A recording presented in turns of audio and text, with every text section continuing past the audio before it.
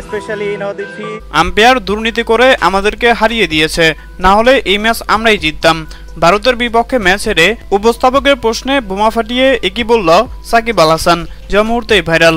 দর্শক, আজ সুপার 8-এ নিজেদের দ্বিতীয় ম্যাচে ভারতের বিপক্ষে মুখোমুখি হয়েছিল টাইগাররা। আর শুরুতে ব্যাটিং করতে নেমে টাইগার বোলারদেরকে পিটিয়ে রীতিমতো কচুকাটা করে ভারতের ব্যাটাররা। এছাড়া শেষের দিকে হার্দিক পান্ডিয়ার 27 বলে ঝড়ো 50-তে নির্ধারিত 20 ওভার শেষ করে 196 রানের বিশাল সংগ্রহ পায় ভারত।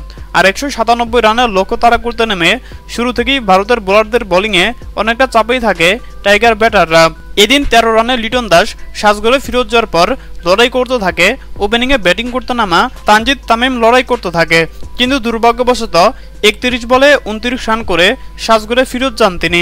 এরপর দলের ব্যাটিং বিপর্যয়ে ধৈর্যশীল ব্যাটিং করে দলকে টানতে থাকে অধিনায়ক নাজমুল হোসেন শান্ত, কিন্তু অপর প্রান্তে থাকা তাওহিদ হৃদয়, সাকিব আল হাসান এবং জাকের আলীরা ড্রেসিং রুমে যাওয়া আসার মিছিল করে, যার ফলে শেষের দিকে অনেক চাপে পড়ে যায় টাইগাররা।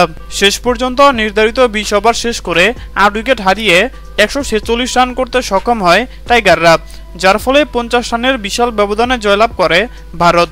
আর ম্যাচের উপস্থাপকের প্রশ্নে সাকিব আল হাসান বললেন, আজকের ম্যাচে আম্পায়াররা আমাদের সাথে চরম দুর্নীতি করেছে। নিশ্চিত বেশ কয়েকটি নো বল এবং ওয়াইড হওয়া সত্ত্বেও আম্পায়ার সেটা দেয়নি। ভারত আমাদের সাথে আবারও দুর্নীতি করে ম্যাচ জিতেছে। হ্যাঁ দর্শক, আপনাদেরকে বলছি, সাকিব আল হাসানের এমন মন্তব্যের সাথে আপনারাও কি একমত?